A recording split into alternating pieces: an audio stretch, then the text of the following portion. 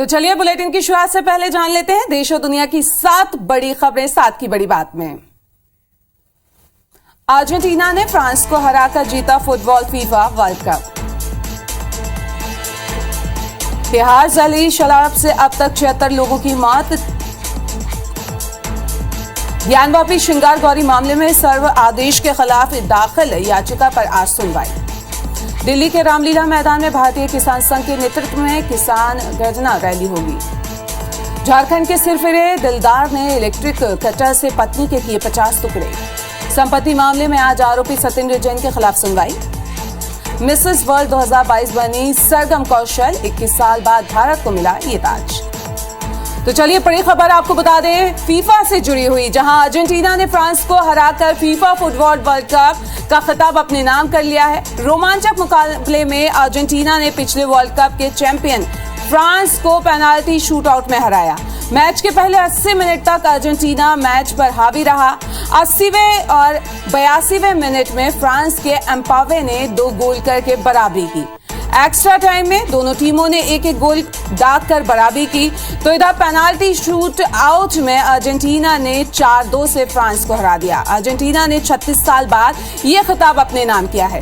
Argentina तीसरी बार world champion बना है। फ्रांस के एम्पावे के फाइनल मुकाबले में 3 गोल दागे और इस वर्ल्ड कप में उन्होंने 8 गोल करके गोल्ड बूट जीता। तो वहीं दूसरे नंबर पर अर्जेंटीना के लियोन मेसी रहे, उन्होंने 7 गोल दागे। अर्जेंटीना ने 36 साल बाद वर्ल्ड कप जीता है, तो वहीं फ्रांस का लगातार दूसरी बार वर्ल्ड चैंपियन के बनने का सपना अधूरा रह गया।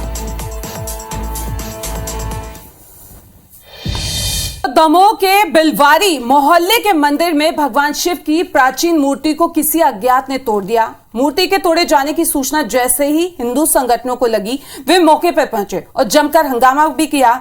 और इसके बाद हिंदू संगठन के सदस्य पुलिस थाने भी पहुंचे और वहां पे भी जम के हंगामा किया। वहीं मामले में अतिरिक्त पुलिस अधीक्षक शिव कुमार ने बताया कि एक आरोपी को गिरफ्तार कर लिया गया है। आरोपी का नाम शमशेर है और लगातार उससे पूछताछ की जा रही है।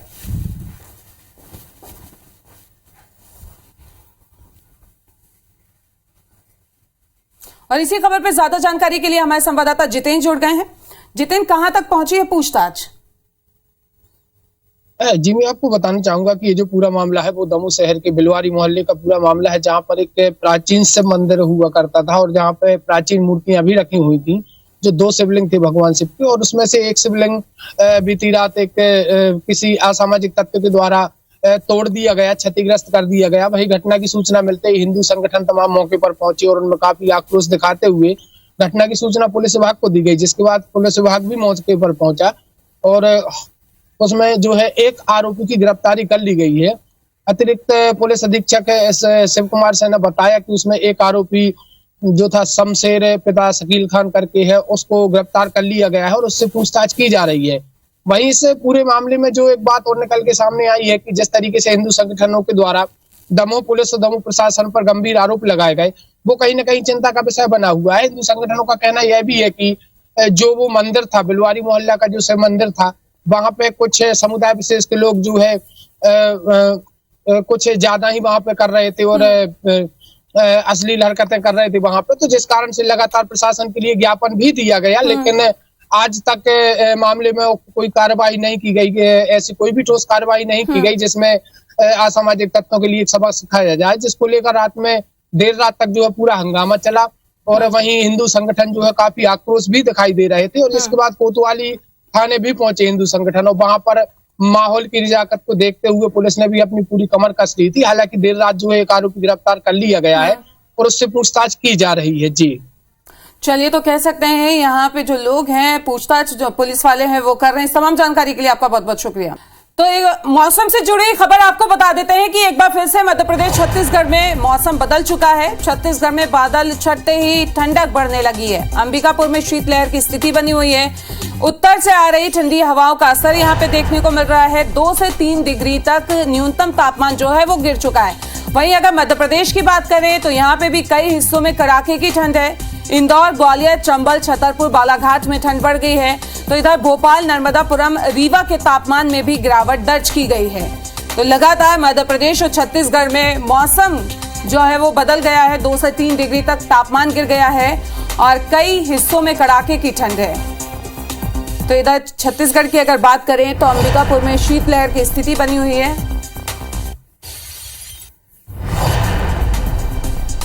तो मध्य प्रदेश के कई हिस्सों में कड़ाके की ठंड है। एक बार फिर से मौसम बदला है, जिसके बाद जो रात का तापमान है, चाहे मध्य प्रदेश हो या छत्तीसगढ़, दोनों में गिरावट दर्ज की गई है। तो ठंड का एहसास जो है वो एक बार फिर से बढ़ने लगा है।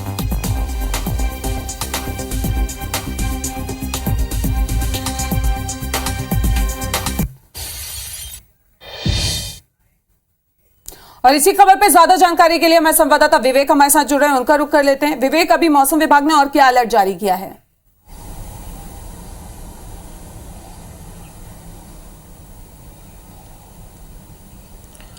मध्य प्रदेश में कड़ाके की ठंड पड़ने लगी है और प्रदेश में जिस तरह पिछले दिनों बादल छाए थे, बादल छाने के बाद कई हिस्सों में बारिश हुई थी, तेज बारिश हुई थी, उसका असर अब दिखाई दे रहा है और ठंड जो है वो कड़ाके की पड़ रही है। खासकर रात का जो न्यूनतम तापमान है वो जो है काफ़ी कम होता जा रहा है। हालांकि राजधानी भोपाल में इतनी ज़्यादा ठंड नहीं है, लेकिन प्रदेश के कई हिस्सों में हम यदि बात करें तो महाकौशल क्षेत्र में, इसके अलावा ग्वालियर और चंबल क्षेत्र में खासकर जो है ठंड का ज़्यादा असर है और कई स्थानों पर तो तापमान जो है न्यूनतम तापमान 6 डिग्री के आसपास पहुंच गया है। तो ये कहीं ना कहीं एक मुसीबत वाली बात है उन लोगों के लिए भी जो काफ़ी गंभीर बीमारियों से पीड़ित है, और इसके अलावा जानवरों के लिए, जो मवेशियों के लिए भी ये काफ़ी जो है खतरनाक होती है ठंड।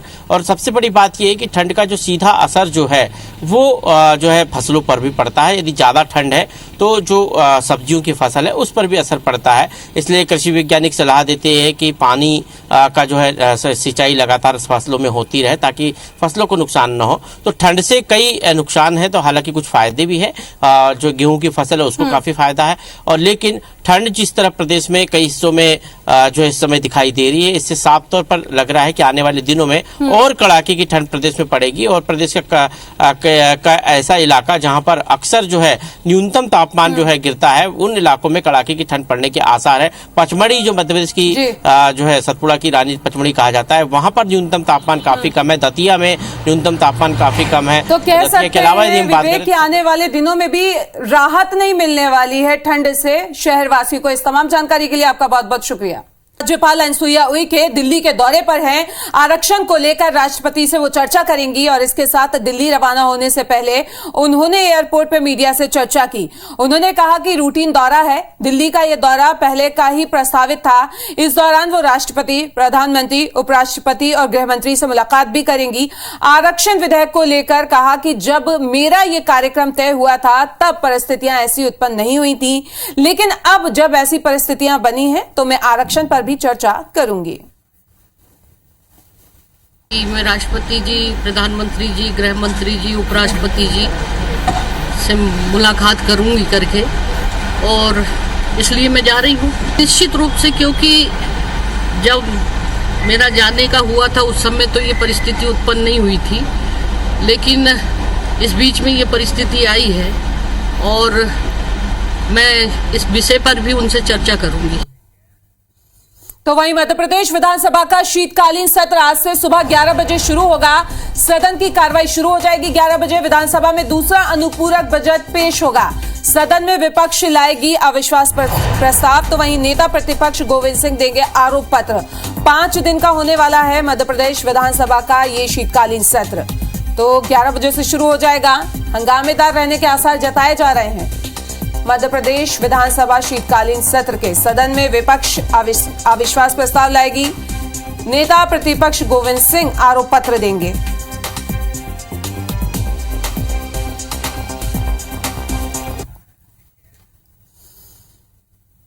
तो इधर छत्तीसगढ़ में दूसरे राज्यों से शराब तस्करी की खबरें लगातार आ रही हैं। राज्य की सीमा से आने वाले अवैध शराब और मनेनगढ़ में क्लब बार के संचालन को लेकर कांग्रेस विधायक गुलाब कमरो ने नाराजगी जताई है।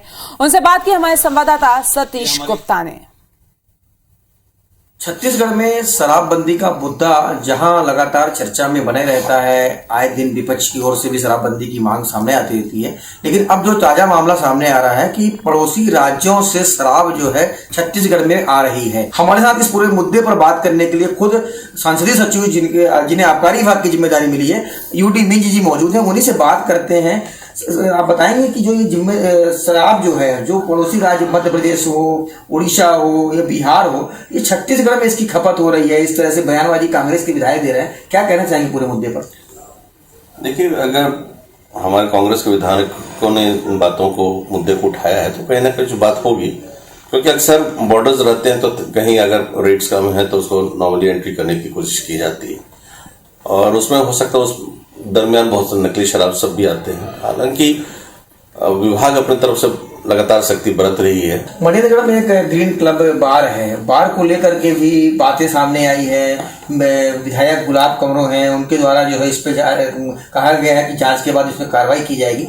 आपके पास किसी तरह की कोई इसमें जानकारी आई है क्या, और क्या लगता है इस तरह से संचालन अगर हो रहा है, कहीं अगर उसमें खामियां हैं तो किस तरह की कार्रवाई की बात कहेंगे आप? नहीं, इसमें तो खैर हमारे साथी विधायक आदरणीय गुलाब कमरो जी ने बात को रखा था, तो सचिव को निर्देशित किए हैं, वो उस पर अपनी जांच करा रहे हैं और उस पर नियमित कार्रवाई किया जाएगा।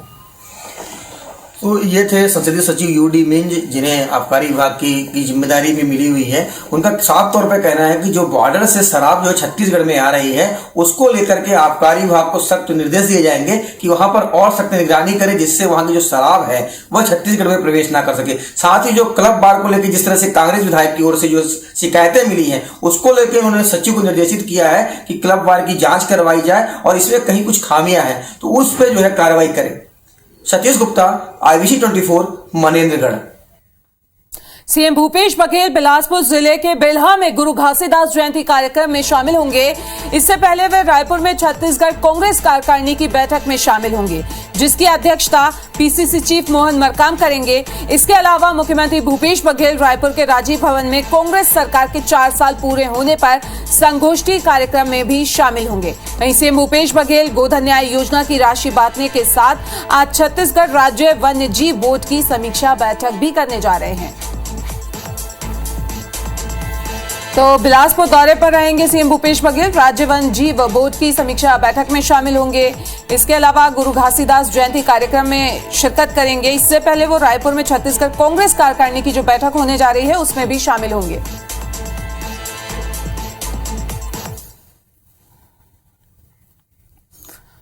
और इस बुलेटिन में अभी के लिए फिलहाल इतना ही, लेकिन आगे देखिए छत्तीसगढ़ी भाषा का हमारा खास बुलेटिन। नमस्कार।